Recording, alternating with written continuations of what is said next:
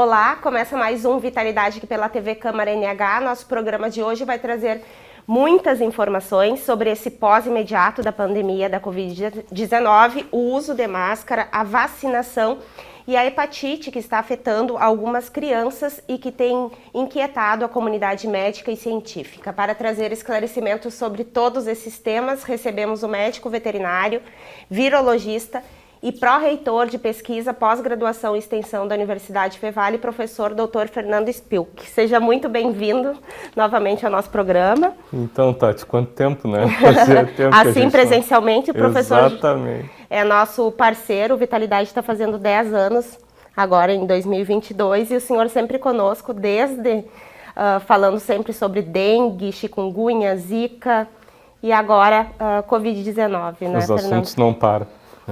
Eu vou começar te perguntando sobre a relação às hepatites, né? Eu vi algumas entrevistas tuas nas mídias também, falando, as pessoas também preocupadas com essa questão de não se saber, embora os índices ainda sejam pequenos, né? Mas mais em relação do que é e muitas especulações, se seria em decorrência da vacinação, se seria sequela, possíveis sequelas da Covid, também tem a questão relacionada ao adenovírus. Então, gostaria que tu comentasse para nós um pouquinho desse cenário, o que se sabe realmente sobre isso.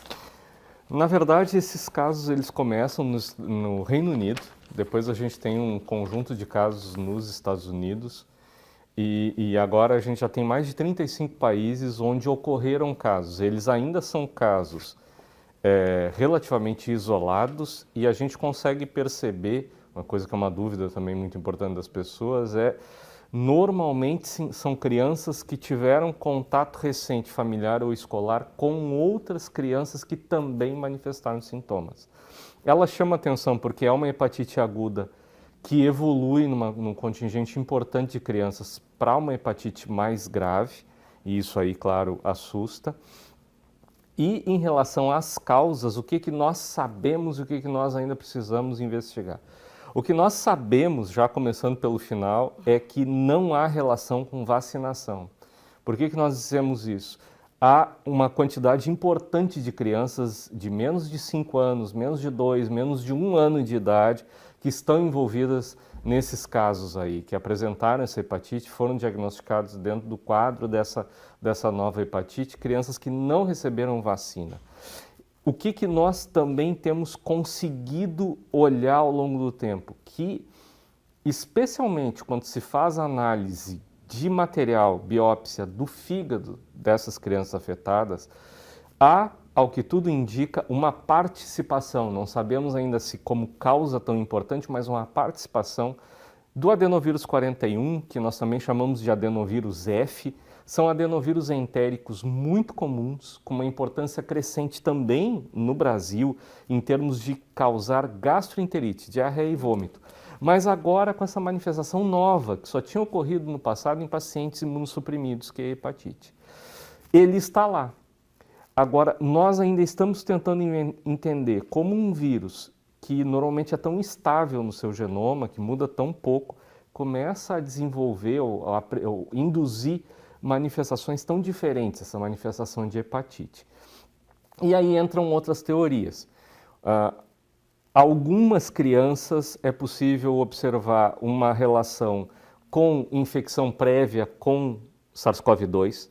Não está fora da possibilidade de uma infecção prévia e algum mecanismo imunológico relacionado com esta infecção prévia e com o adenovírus para o SARS-CoV-2 e também para outros vírus, e já há linhas de investigação também com algumas bactérias, onde uma imunidade prévia a estas infecções naturais, não vacinação, acabam induzindo, entre aspas, uma facilitação para que o adenovírus invada o tecido do fígado. Então, esta é a situação que está sendo investigada, é uma situação que obviamente chama atenção, E que, claro, o sistema de saúde, os pais, não é necessário pânico de modo algum, mas tem que estar alerta para eventuais sinais de desconforto súbito, né? Principalmente desconforto abdominal e outros sinais clínicos nas crianças. Os sinais seriam parecidos com as outras hepatites? Amarelão nos olhos, cansaço, vômito? Os sinais iniciais são muito similares aos da hepatite A, que é outra hepatite aguda, também transmitida, né, por água contaminada ou por contato direto com outras pessoas. E o que caracteriza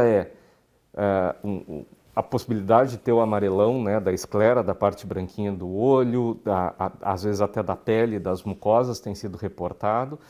Diarreia e uma urina bastante escura, chama atenção, na maioria dos casos vem sendo reportado. Mas isto pode estar relacionado também com outras hepatites, os sinais de diarreia e que outras crianças também manifestam, né, de dor no corpo, a dor abdominal muito forte também podem estar relacionados com outras doenças.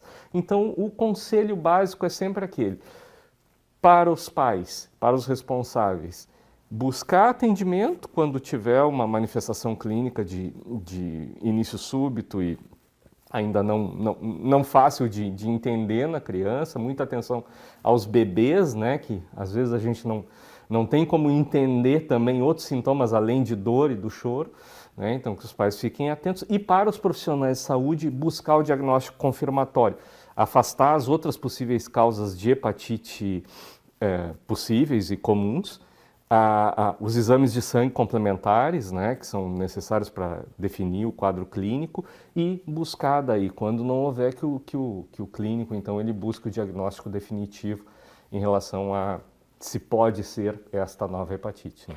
E a contaminação pelo adenovírus se dá também, como pela hepatite A, em água contaminada, alimentos não bem lavados? O contato próximo tem sido, nesses casos, algo relevante. Né? E o adenovírus, ele tradicionalmente, assim como a hepatite A, ele faz a transmissão dele através do ambiente também, através de água e de alimentos irrigados, por exemplo, com água de não boa qualidade. Então a recomendação é a de sempre, buscar água tratada, preferencialmente, evitar as chamadas fontes alternativas, né?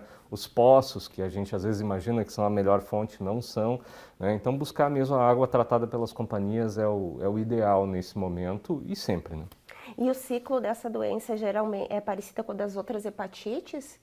Olha, o que tem chamado a atenção é que em um contingente importante das crianças se desenvolve o que nós chamamos de hepatite fulminante, uma hepatite mais grave que requer internação, e em uma percentagem das crianças de até 10%, dependendo do local onde isso foi avaliado, foi necessário inclusive transplante de fígado. Então mostra como a gente tem que tomar, envidar cuidados, né, e ficar muito atento, principalmente ao que vem sendo divulgado pela imprensa geral em relação à presença ou não de casos na nossa região, no país, enfim.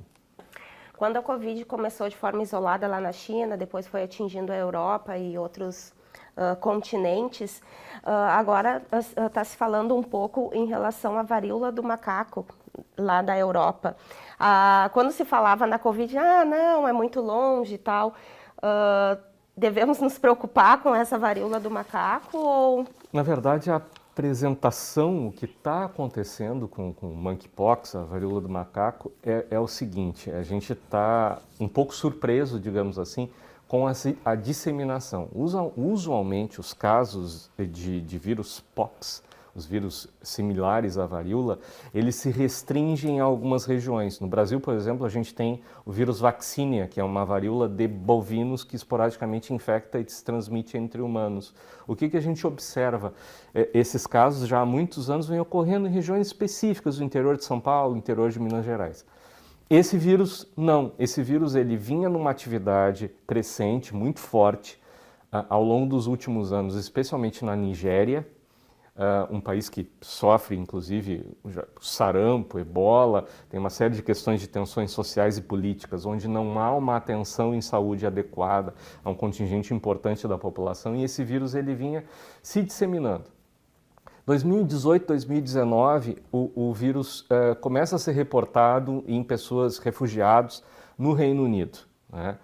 E alguns casos iam sendo reportados também de maneira localizada, atendida, como é o tradicional, digamos assim. E agora, de alguns dias para cá, durante o mês de maio, o que está se observando é um número de casos importante atingindo cada vez mais países. Então, o que nós estamos, nesse momento, preocupados e olhando?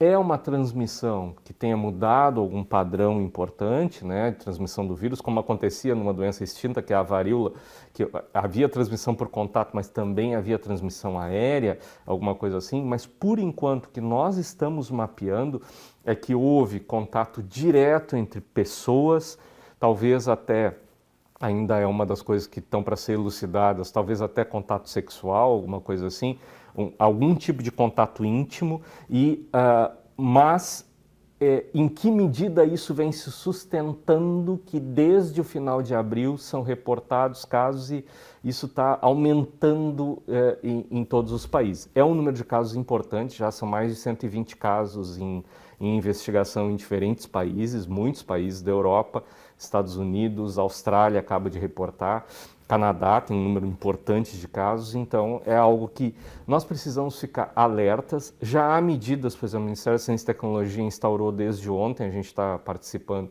Aqui no Brasil. Aqui no Brasil, uma câmara sobre poxvírus, não é? E a gente deve ter aí no próximo período montar uma rede que esteja preparada para a eventualidade de chegar e fazer o diagnóstico. A coisa mais importante é o diagnóstico, que essas pessoas sejam isoladas adequadamente, tratadas adequadamente, com muita proteção, principalmente para os... Tem tratamento, então, professor? Na verdade, o que se faz é ir acompanhando o indivíduo, né, dando suporte. E este vírus em específico, saiu agora o genoma desse vírus que está aparecendo por aí. Nós sabemos que ele é de uma linhagem que ocorre já há muitos anos na região da Nigéria e é uma linhagem um pouco menos virulenta, menos patogênica, que leva, por exemplo, a menos óbito. Nós já tivemos no passado monkeypox que matava 10% das pessoas. Esta não é uma linhagem que faça isso tradicionalmente. Então é uma doença que normalmente o indivíduo se recupera, mas precisa de atendimento. Por volta de 50% dos casos acaba indo para hospitalização. E para relembrar os sintomas, então, mais comuns, se tem alguma parecido, por exemplo, com a varíola que foi extinta no Brasil? A varíola, por exemplo, ela tinha aquelas lesões bolhosas grandes, né? Essa doença é muito parecida, lesões, então, na região principalmente das mãos. Essas bolhas, por vezes, estouram, elas ficam como se fosse uma úlcera, tá? E normalmente atinge assim, muito essa região das mãos. Nesses casos tem sido reportado também a região da espalda, de cima do braço. O que acontece? Essas lesões, depois de curadas, elas acabam deixando um nódulo branco onde elas acontecem, mas é uma questão mais estética e normalmente o indivíduo daí ele está imunizado, não vai pegar de novo. Mas são lesões que elas também, um sinal para as pessoas estarem atentas é que elas são lesões muito doloridas, né? Então, elas não coçam, então, como a catapora, por exemplo? Pode até ter, a coceira vem sendo reportada, o que até a gente teorizou em algum momento, né? Será que estava acontecendo e ninguém viu? E aí uma das coisas que tem sido reportada é que não, os pacientes relatam um nível de dor nas lesões que não passaria desapercebido. Então pode ter dor, pode ter alguma coisa de coceira, né? Mas o aspecto da lesão, à medida que as pessoas forem conhecendo isso, que vai sendo divulgado, as pessoas vão ver que é bem, bem característico. E questões como febre ou outros febre, sintomas? Por vezes, ele pode invadir também o trato digestório e órgãos internos em casos mais graves ou em pacientes imunossuprimidos, né? E aí o quadro pode ser bem mais grave, mas normalmente se restringe a essas lesões da pele. Professor, um dos nossos primeiros programas aqui na TV Câmara foi sobre a dengue, né? Novo Hamburgo teve um boom assim, de casos relatados, e a região aqui também do Vale dos Sinos. A gente fez um programa com a Secretaria Municipal da Saúde, também com o convênio dengue da Universidade Fevale, né? E eu gostaria de te perguntar a que pé anda essa situação, né? Porque vem a Covid, depois vem a dengue, também já tem a chikungunya e o Zika vírus, todos transmitidos pelo mesmo mosquito, o Aedes, né? Então, qual é o nosso cenário em relação a essas 3 doenças? Não, aí é que está, é uma situação que a gente vai ter a minha grande curiosidade pessoal é como será o comportamento no ano que vem, porque eu me explico. Ao longo dos anos nós sempre tivemos, e aí o convênio da dengue com a prefeitura, que já é uma tradição e um ponto importante da cidade de Novo Hamburgo, essa estratégia de enfrentamento, né, de ir às casas, da questão do uso da ferramenta de educação ambiental, por vezes associada também com outras ferramentas mais objetivas de larvicida, etc., né, enfim, o manejo integrado, que é aquele que é o ideal para combater a dengue. O que nós aprendemos ao longo dos anos? Nós tínhamos níveis de infestação pelo mosquito bastante altos, que em outras localidades do país já teriam induzido surtos muito altos, mas a gente tinha o combate e a gente não tinha uma circulação tão grande do vírus.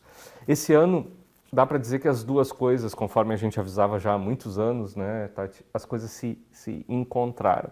Então, a gente teve infestação muito alta de mosquitos e a gente teve aí o vírus circulando, o vírus da dengue circulando muitos casos diagnosticados, um número historicamente completamente diferente do nosso padrão. O que pode ter trazido a isso, né? O que mudou esse ano? Olha, tem várias coisas, né?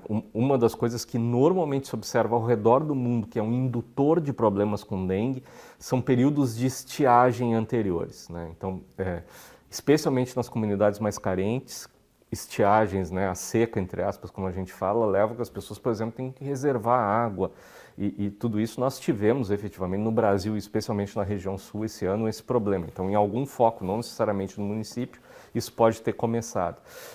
Algumas pessoas ressaltam também a possibilidade da questão de que isso pode ter ficado um pouco ao largo da prioridade em virtude da Covid-19.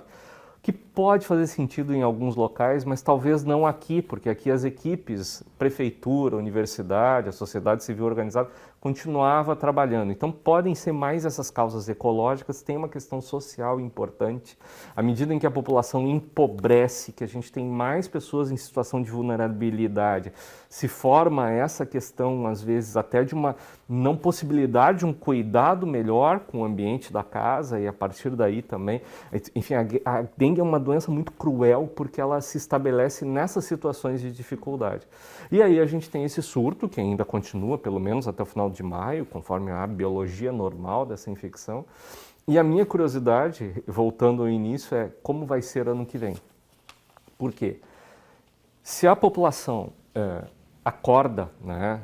Se todos nós acordamos e vemos o que aconteceu esse ano, e isso acontece muito ao longo da história, aconteceu com Zika, e a gente realmente faz um combate coletivo, público e individual também, forte do mosquito, ano que vem a gente passa por uma situação melhor e de repente a doença não se endemiza, não se estabelece. Agora, se esses surtos começarem a se repetir, cada vez a gente tiver mais e mais casos a partir de 2023 em diante, aí é algo muito assustador, porque realiza, entre aspas, uma profecia ruim que a gente tem, que é que à medida que tem as mudanças climáticas, o mosquito se estabelece cada vez mais e aumenta também a sua capacidade vetorial, capacidade de transmissão em virtude de temperatura, do regime hidrológico, e aí a gente pode ter que começar a conviver com dengue como um problema constante. Tomara que não, vamos observar. E automaticamente com as outras 2 doenças também, a chikungunya, ou não é uma realidade tanto aqui na nossa região? Zika, por exemplo, é uma doença que ela acontece de maneira um pouco mais esporádica. Ela não tem, desde 2016, trazido surtos de grande monta, como dengue faz todo ano no Brasil, por exemplo. Que a gente vê com Zika agora, tem casos reportados na região central do estado, mas normalmente são casos mais pontuais, pelo menos por enquanto. Né? Chikungunya já não. Chikungunya é um vírus que já se estabeleceu há mais tempo, especialmente na região noroeste do estado, onde a gente tem normalmente surtos de inverno, final de inverno. É um vírus que provavelmente necessita menos atividade do mosquito e aí ele normalmente ocorre após a temporada de dengue em muitas regiões. E é uma coisa que nós precisamos estar alertas aqui. Por vezes nós imaginamos que no inverno não vai ter mosquito mesmo. Na verdade, o que acontece por vezes é que tem algum mosquito, às vezes o mosquito está num reservatório dentro de casa, porque o mosquito ele evoluiu, né, se adaptou também a buscar o ambiente mais quente no inverno, às vezes para se manter ativo, e não é raro, por exemplo, em outras regiões, que se estabeleçam surtos de chikungunya ao redor de agosto, iniciando, quando começa a levantar um pouquinho a temperatura, já tem, né, então a gente precisa estar bem atento. Mesmo transmissor, né? Mesmo transmissor. Mas características bem diferentes das 3 doenças. Na verdade, as doenças são relativamente difíceis de distinguir no indivíduo. Né? Por vezes a gente fala, a dengue tem mais uma dor retroorbital, a chikungunya leva um pouquinho mais de dor nas articulações e tal, mas isso é muito difícil de mensurar.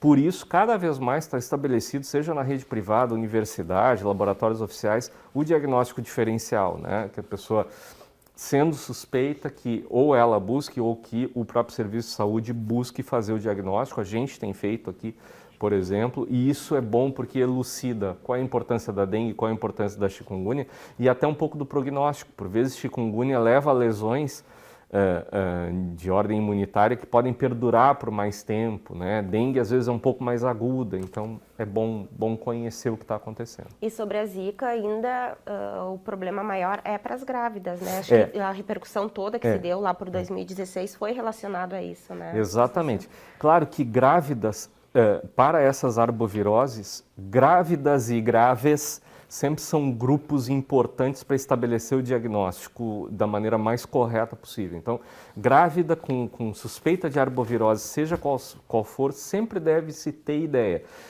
Por quê? Porque dengue pode levar, pela questão sistêmica, ao aborto, né? Então a grávida precisa receber cuidados, e Zika, esporadicamente, de 10 a 30% dos casos, até malformações, como a gente sabe, né? Microcefalia e tudo isso. Então, grávidas apresentando, né, essa febre, dor no corpo, petequias, manchinhas na pele, muita dor de cabeça, essa dor atrás dos olhos, enfim, tem que buscar o sistema de saúde, e o sistema de saúde preferencialmente tem que buscar um diagnóstico confirmatório para saber qual dos vírus está atuando e dar o melhor direcionamento possível. Professor, no início do programa eu falei, vamos conversar sobre esse pós-imediato, né, da pandemia. Será? Na verdade, assim, para nós, do ponto de vista do que a gente tem acompanhado, que para as pessoas entenderem, a expectativa dos virologistas, de quem trabalha com o vírus, para dizer assim, acabou a pandemia, que a gente tenha um comportamento deste SARS-CoV-2 como uma doença similar, por exemplo, em termos de números de casos e de óbitos e prevenção também com a gripe, por exemplo. Aí a gente tem algo que nós conseguimos manejar, que nós sabemos como funciona ao longo do tempo. Por enquanto nós não chegamos lá. E aí, nesse processo entre o que seria, entre aspas, o ideal, o mais correto, e o que é o anseio da sociedade, se estabelecem algumas medidas, né? Por exemplo, houve uma discussão muito grande sobre a questão de usar ou não usar máscara em local fechado, né? Local aberto, a gente mesmo já vinha falando há muito tempo, né, a possibilidade, né, desde que tomado bom senso, né, não vou ficar numa aglomeração lá de milhões de pessoas juntas, né, conta como local, quase como local fechado. Mas no local aberto liberar, e no local fechado ainda se manter um bom nível de cuidado, digamos assim. O que está acontecendo da gente não ter observado isso? O que está acontecendo é que agora a gente teve aí surtos importantes de outras doenças respiratórias. Aqui na região mesmo diagnosticamos grandes surtos de vírus respiratório sincicial em crianças. Nós tivemos aquela onda de verão, né, que agora a gente está fechando trabalhos, inclusive, de grande número de casos, junto com a Ômicron, mas um grande número de casos de gripe, né? Então, assim, não ter tomado esse cuidado faz com que esses vírus que estavam escondidos, né, durante o período de maior distanciamento ou de uso de máscara, agora estejam indo muito adiante. Então, infelizmente, temos aí um outono complicado, ainda complicado pela dengue e outras ameaças, e devemos ter um inverno bastante complicado também, como já vem sendo notado, né, nas enfermarias, nos atendimentos, nos postos de atendimento também em relação a doenças respiratórias. Alguns lugares, Porto Alegre já liberou, por exemplo, a 4ª dose para pessoas acima de 65 anos. Vai ser uma prática, na sua opinião, assim, que aconteça com a vacina da Covid, como é da gripe, todo ano renovada e doses suplementares? Eu até tenho brincado, né? A gente brinca no nosso ambiente de conversa, assim, que talvez nem devêssemos chamar de 4ª dose, mas já está chamando de reforço anual, né? A gente sabe que, especialmente em pacientes mais idosos ou indivíduos que tenham comorbidades mais importantes, né, mas especialmente os idosos, a curva de melhor proteção da vacina, ela tende a cair, particularmente em pacientes, pessoas mais idosas, ao redor dos 4, 6 meses após a última vacina. Claro que isso vai aumentando à medida que eu vou me vacinando mais, cada vez eu tenho uma imunidade mais robusta. Mas o que nós estamos aprendendo? A vacina não tem impedido transmissão, o que é bem difícil de uma vacina fazer, na verdade, mas ela tem impedido óbitos na medida em que a gente faz esses reforços, né? Então, uma pessoa vacinada com segunda dose, por exemplo, quando entraram as variantes, ainda ocorriam óbitos numa quantidade que não era a desejada. Quando se entrou com a 3ª dose, foi uma grande, uma mudança de jogo muito importante. Já passou a ser entre 17 e 20 vezes menor a chance da pessoa, por exemplo, ir a óbito quando entrou a 3ª dose. E agora a 4ª dose não está entrando de graça, está entrando porque tem evidências de que a gente reduz ainda mais essa possibilidade dos óbitos, mesmo com o vírus circulando em grande quantidade. Claro que se a gente conseguir bloquear também a transmissão através do uso criterioso, do uso racional de máscaras, a gente pode chegar ainda em números melhores que esses sim nos arrastam para fora da pandemia. E tem também agora a campanha da gripe, né? A importância também de se vacinar contra E tu essa sabes que, enfermidade. de maneira muito triste, a adesão neste ano despencou, né? A gente teve uma adesão à vacinação contra a gripe muito importante em 2020, 2021, e esse ano a situação é muito preocupante, né? O contingente... Será que as pessoas acreditam que porque tomaram a do coronavírus não precisam? Tem alguma justificativa? Existe isso, eu cheguei a ver isso em pesquisas de opinião.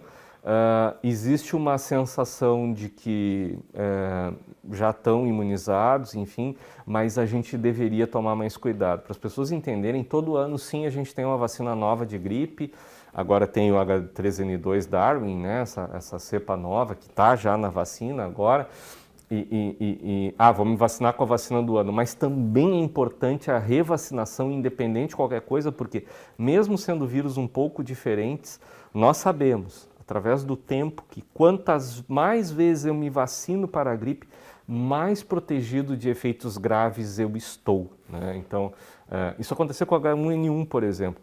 O primeiro ano, a eficácia da vacina não foi tão boa lá atrás na pandemia de H1N1. No segundo ano, ela já foi muito boa. E dali em diante, a gente vê cada vez mais esse vírus de maneira estabelecida, sim, mas pontual, né? E outros vírus ocupando o lugar dele. Então é importante as pessoas se vacinarem. Também tem, né, um receio de que a vacina vá dar a doença.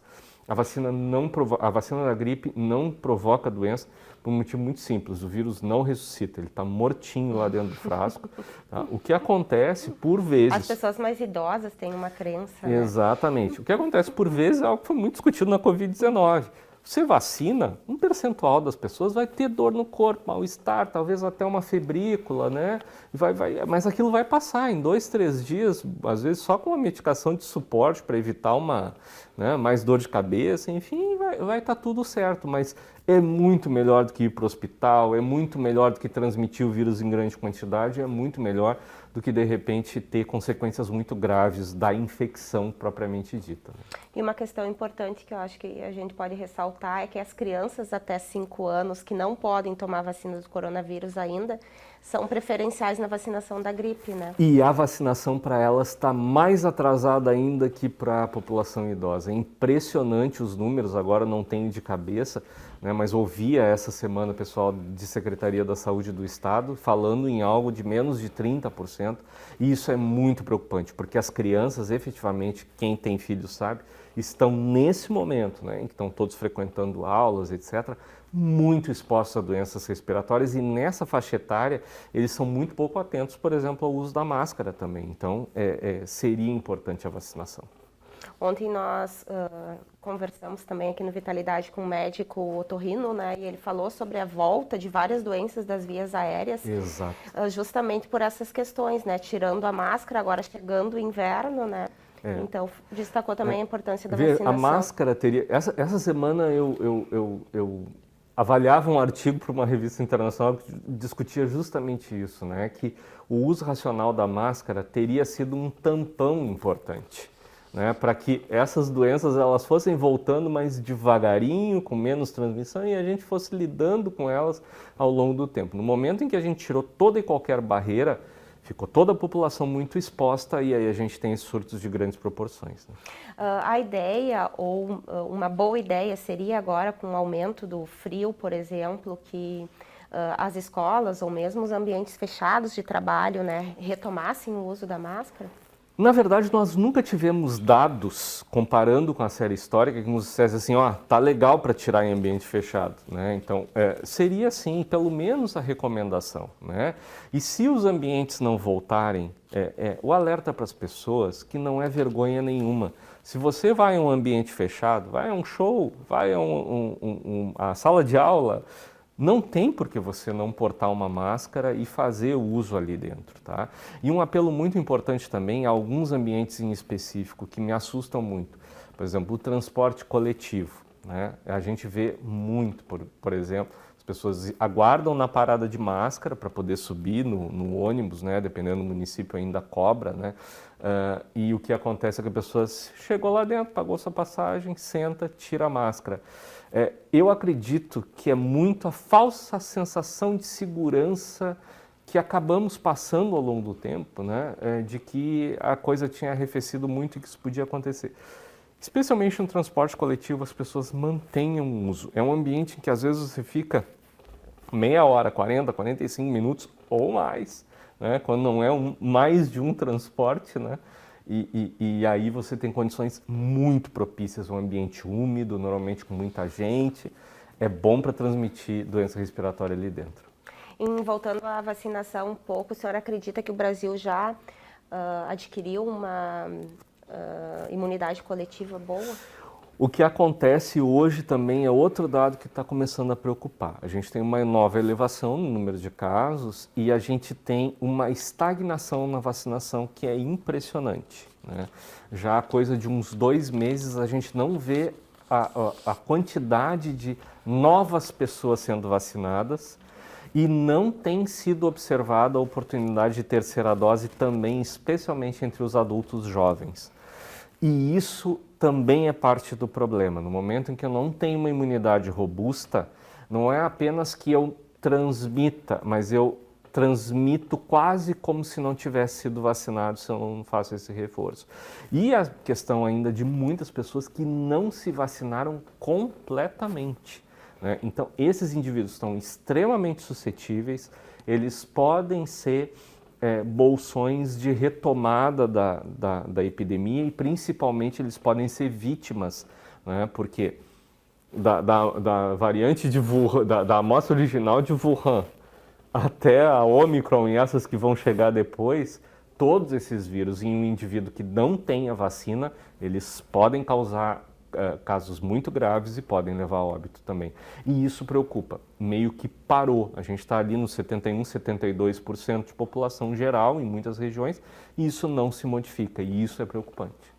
Você falou sobre as variantes, todas elas estão circulando por aí. Hoje, se eu me infecto, pode ser de qualquer uma? Não, é muito característico de coronavírus em geral, a gente só sabia disso em coronavírus animais e está se realizando de forma muito forte no coronavírus, no SARS-CoV-2.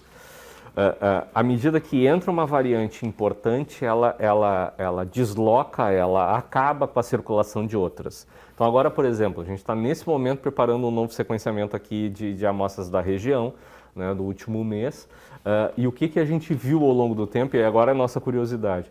Nós vimos As variantes originais serem substituídas pela variante P2, aquela do Rio de Janeiro, que circulou muito aqui, depois elas foram substituídas por Gama, depois elas foram substituídas lentamente por Delta e depois elas foram substituídas rapidamente por Ômicron.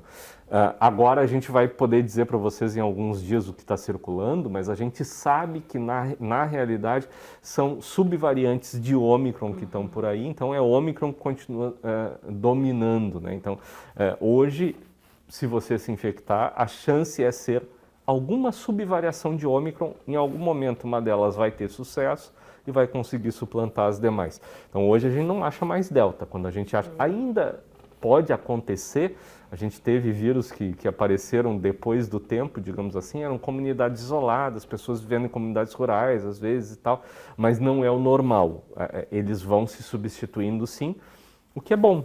Por exemplo, abre uma luz para que a gente tenha cada vez vacinas mais parecidas com esses vírus e poder combater cada vez melhor. Só que é uma corrida que a gente tem que tentar ganhar, né? Evitar que eles se transmitam muito. E lá fora, por exemplo, nos outros países, ainda é essa variante que está dominando ou já estão surgindo outras? Porque toda hora a gente vê, sim, né? Tá chegando no Brasil nova variante, vem sempre essa, tem alguma diversidade entre os países. Agora, por exemplo, uma variante que está nos preocupando um pouco é uma subvariante de Ômicron, mais especificamente da subvariante BA2, que está ocupando, por exemplo, um espaço muito importante nos Estados Unidos, tá? Dominando o cenário na região lá dos Grandes Lagos e da região dos 3 estados, Nova York, etc. Então a gente está preocupado porque ela também parece estar associada com o aumento no número de casos, ainda que isso possa ter muito a ver com a dinâmica da população também. Essa variante já chegou no Brasil, por exemplo, ela foi diagnosticada no Rio de Janeiro, foi diagnosticada em Minas Gerais, né? Então a gente tem que estar sempre observando, sempre analisando e por vezes a gente também gera variantes autóctones, né, que podem ter uma importância ao longo do tempo, a gente tem que estar mapeando isso. Os sintomas também variaram, né, de acordo com alguns sintomas, Essa né? pergunta é muito importante, porque alguns sintomas variaram sim. Né? Por exemplo, no primeiro ano não se reportava tanto coriza, não que não existisse. A partir do segundo ano, 2021, com a gama, a alfa, a beta, começou a aparecer, né, com as variantes mais coriza. Mas uma coisa que é importante sim, os sintomas são variáveis, mas ainda muitos continuam sendo similares. E uma coisa que eu noto, assim, as pessoas foram entendendo algumas normativas, por exemplo, do mundo do trabalho como algo que tivesse refletido na ciência. Então, por exemplo, os dias para voltar ao trabalho. Lá no início eram 15 dias, agora são 7. Amigo, o vírus não mudou desse jeito. Vou te dar dados reais, do mundo real. 7 dias, 100% das pessoas continuam positivas. 10 dias, 70%. Aos 14 dias, menos que 10%. Então, aquelas políticas que nós tínhamos, elas poderiam ter continuado. O que aconteceu é que a gente meio que foi flexibilizando a situação. Mas no mundo real, não mudou tanto assim, por exemplo, o padrão de dias em que eu ainda posso estar transmitindo. Os sinais, eles vão mudando, mas algumas coisas, por vezes, as pessoas ainda reportam, né? A perda de paladar, que lá no início era muito frequente, depois começou a não ser tão notada, ainda tem pacientes que reportam. A coriza, como eu falei, que não existia, depois começou a ser presente, bom, hoje ela é muito presente. Então, sinais de doença respiratória, no contexto atual, onde tem vacina, mas ainda tem vírus circulando e tem outros vírus, o ideal é buscar o sistema de saúde buscar o diagnóstico definitivo para dar a melhor destinação possível. Logo no início da pandemia, qualquer sintoma a gente já ficava apavorada, né? Tinha dificuldade também em relação aos testes, né? Exato. Hoje já temos até os autotestes e gostaria que comentasse um pouquinho, né? Tem os PCRs de farmácia. Não, assim, a situação, ela, em relação ao diagnóstico para o indivíduo, ela melhorou bastante ao longo, já desde 2020, a nossa região foi muito privilegiada, a iniciativa dos municípios em geral, de se associar à universidade, buscar outras alternativas. Nós tivemos uma taxa de testagem acima do normal do Brasil e de outras regiões, até do estado do Rio Grande do Sul. Não é? Ainda que o Rio Grande do Sul tenha saído relativamente bem no geral em relação a isso. Tá? E aí a gente teve essa possibilidade de testagem, mas sim tinha dificuldade. Os testes, especialmente os autotestes, esses de antígeno que a pessoa faz, vai em casa, eles também trazem uma facilidade. Alguns até em virtude do preço, né? Eles têm suas vantagens, então a pessoa até poder se acompanhar em casa, se já negativou, etc. O que tem nos preocupado é o seguinte: primeiro, é em relação ao registro dos casos, né? Hoje a gente tem uma subnotificação muito importante, né? Se no passado a gente com certeza tinha subnotificação, mas ela era percentualmente menor, hoje ela é talvez o contingente mais importante. A maioria das pessoas quando se testa, não vai avisar que aconteceu, né, se ela se testou sozinha. Há uma queda também no interesse do diagnóstico que me preocupa. Em muitos serviços de saúde já praticamente não se faz o diagnóstico e não se notifica. Tá? E mesmo às vezes, até alguns entes do poder público não têm buscado o mais breve possível estabelecer essa situação no contexto geral.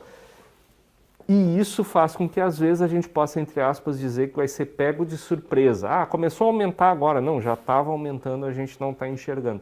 Então seria ainda importante, por vezes, buscar isso, né, que o poder público, sociedade, tentassem ao menos que a gente tivesse um registro melhor do número de casos.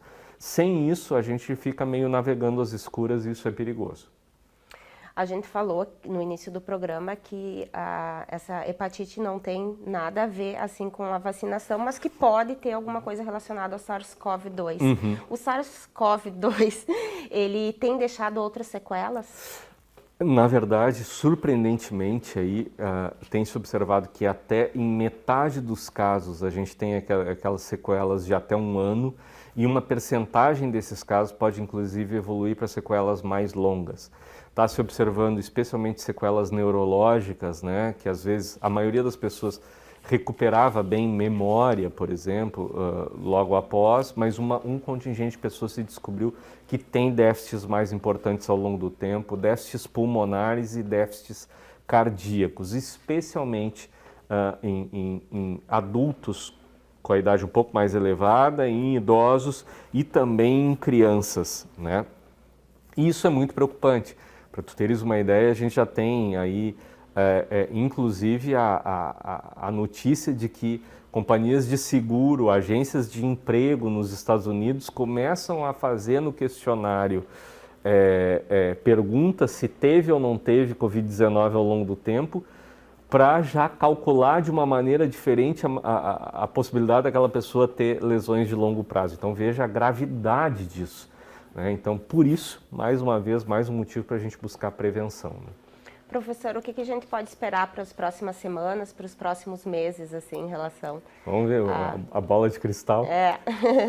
Olha... Tem como mensurar? É difícil, né? É um momento que é difícil porque a gente tem um quadro de monitoramento, como eu comentava, é deficitário hoje, a gente não tem a situação real do que está acontecendo. Nós ainda achamos que novos picos devem acontecer. A gente... seguramente não vai ter aquelas chuvas de óbitos como nós tínhamos em 2021, lá no primeiro semestre, aquela tristeza toda, né? A gente não deve imaginar que vamos ter a mesma quantidade de óbitos, mas o número de casos pode ser importante, induzir, né, para a Covid-19 alguma pressão ainda sobre o sistema de saúde e sobre o mundo do trabalho e do estudo, principalmente, porque as pessoas precisam se afastar, o que é bastante preocupante, né? Então isso nós imaginamos que deve continuar pelo menos durante esse ano, enquanto a gente não tiver aí, não for adotando medidas que evitem a transmissão. E aí depois realmente ir observando, então deve ter uma continuidade. Em relação à dengue, a gente imagina que aí durante o mês de maio, até o final de maio, isso arrefeça, até meados do início de junho ali, né, como é o normal que a gente tem observado ao longo do tempo, né? E que é um aviso importante, porque as pessoas imaginam que por causa do início do frio já acabou, não, perdura um pouquinho.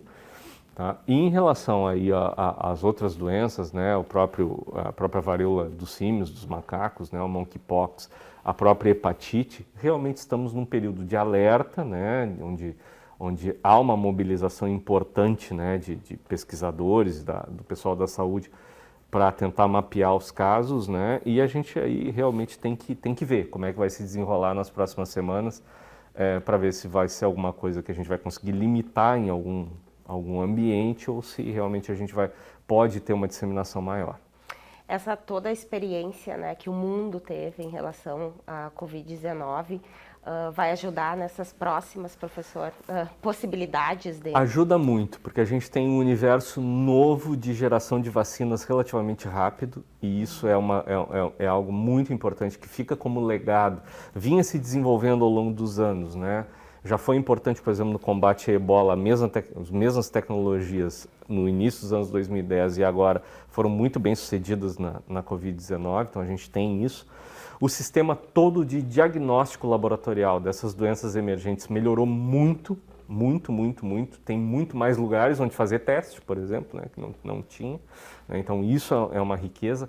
E as redes de pesquisa e desenvolvimento de soluções que precisam estar sendo fomentadas, financiadas ao longo do tempo para poder dar enfrentamento, elas felizmente foram adequadamente fomentadas durante a pandemia de Covid-19 e com essas outras epidemias acontecendo, a gente continua o trabalho. Então, e me parece que houve uma formação também de recursos humanos importantes nessas áreas.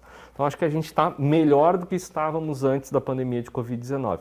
Mas agora precisa um outro elo, precisa uma religação nossa com as questões do que nós queremos para o mundo.